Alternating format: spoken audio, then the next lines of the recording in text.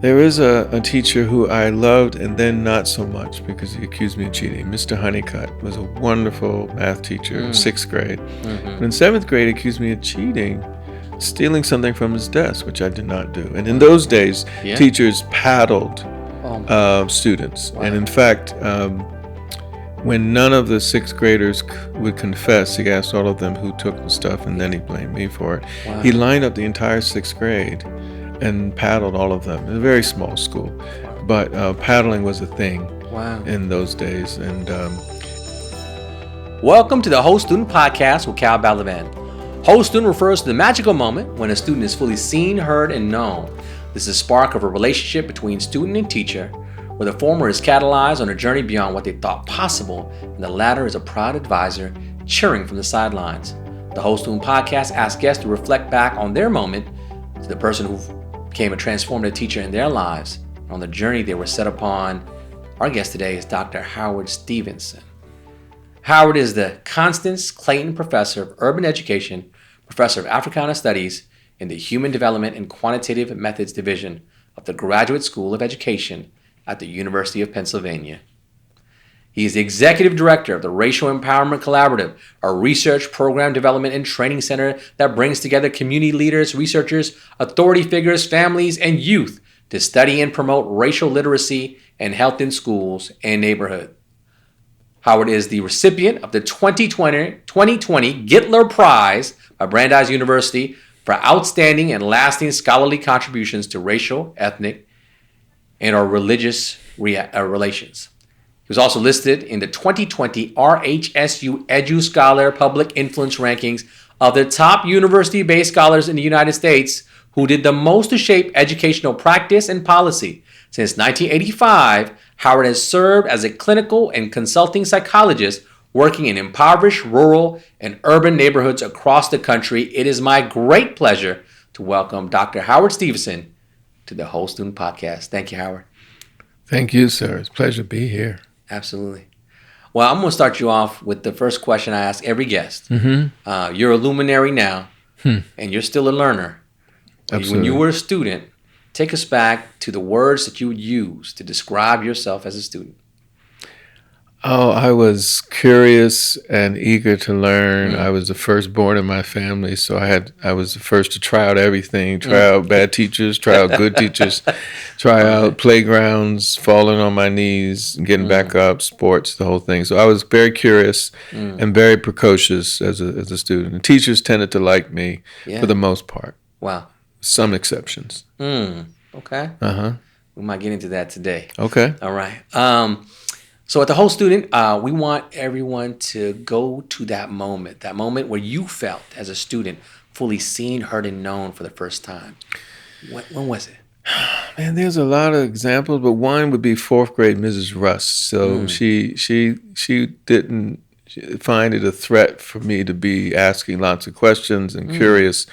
And in fact, I wrote a poem about seahorses, and she put it in the Sussex County, in Georgetown, Delaware, Sussex County, and that was a highlight for me because my friends saw it, my family was all excited, and to think that my teacher thought my poem was the best among a group to do that, I will never forget it. And seahorses were really really bizarre. They had all kinds of crazy luminescence, and I was able to talk about it, and so there were photographs. It was just a fantastic way to display my unique curiosity. Wow. Yeah. And she drew that assignment out of you, or is that something you brought to her? It was a contest, I believe, and for anybody who won it, and she was going to take the best poem, and it could be, as I had a chance to make it to the Sussex County. Yours was the best. She was on my side. Yes, that's amazing. Definitely, Mrs. Russ. Mrs. Russ.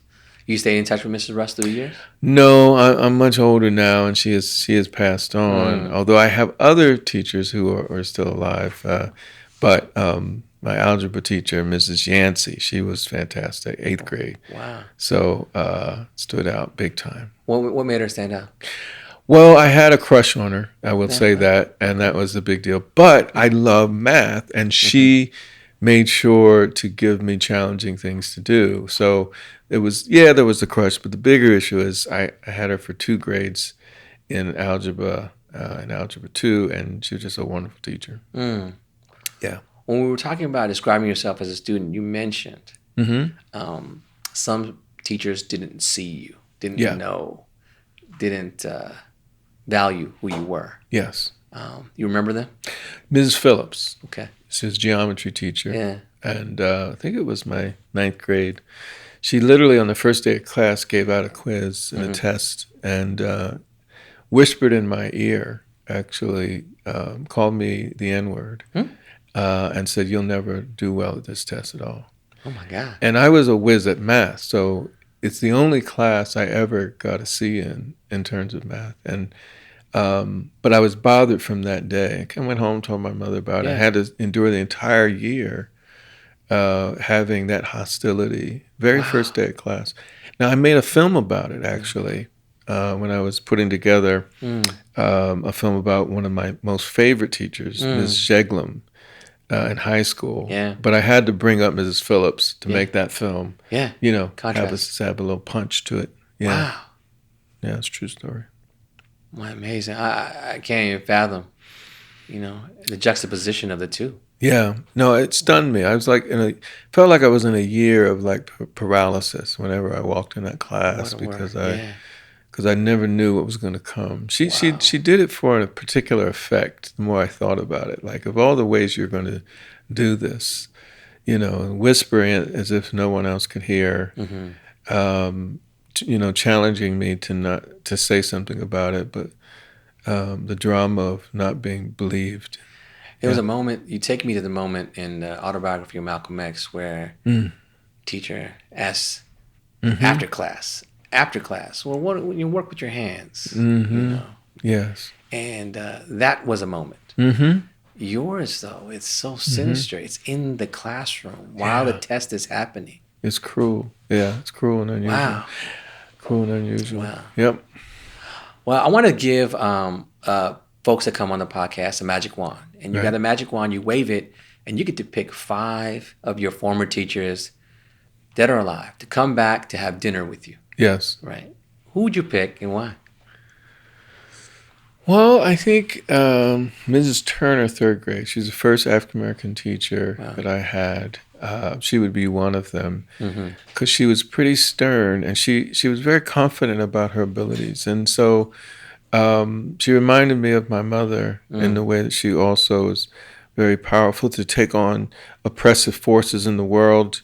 Mrs. Turner was not afraid, and people thought of her as strict, but she actually made room for us to be ourselves. Right. So she was 3rd grade teacher. Mrs. Bounds, 2nd grade teacher. Okay. My first test in her class, a math test, was a speeding test, and I didn't do well, and I was crying. My mother came to visit. And Mrs. Bounds also got my mother. My mother could be tough on teachers. If she thought for my brother and sister and I that we were being mistreated by teachers, teachers were afraid of my mother. Wow. But Mrs. Bounds was not. She understood how a mother needed to stand up for their child. And so after that first day of the first test, speed test, we became really close. And she's always in my corner. Wow. Mrs. Butler, 8th grade, English teacher, opened up the world regarding classics as a black teacher and putting her own spin. I'm trying to think.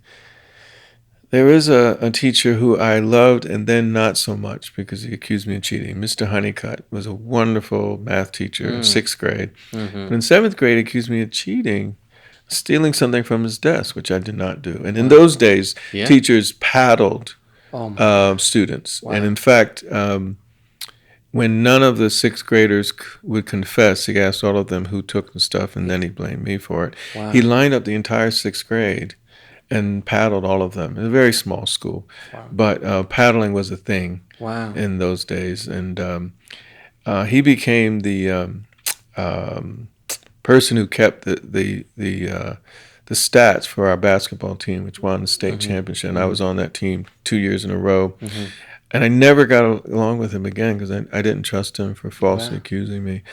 But I would still say he was a great teacher that first year. So you'd bring him back to that dinner. I want to pause you for a second. You bring him back Yes. to the dinner. You may have words for him. I have really direct words for him. Wow. And I would tell him both things. I would say, you were really fantastic in 6th grade, but what happened to you? I want to know what was going on in your head. What was it that we were supposed to have stolen from you? Wow. So I had a whole lot of questions. Yeah. But I think I can balance. Part of what I could do even earlier is balance out. There's more to people than just them being mean. That's right. Right? Yeah. The last person was Mrs. Jeglum. Ms. Jeglum was a theater arts teacher in 10th, 11th, and 12th grade.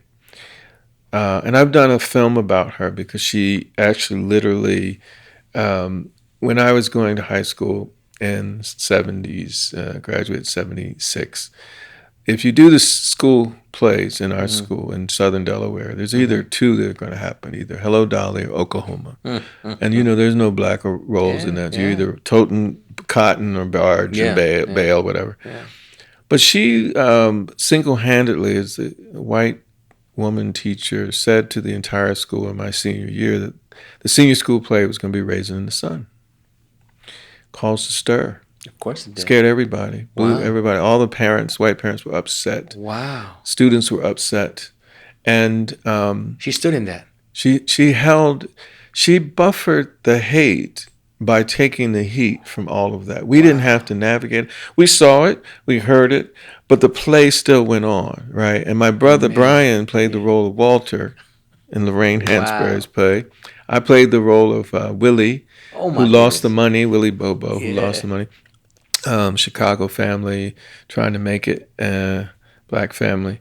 But the beauty of it is that the black students there were only 2 white parts in that play.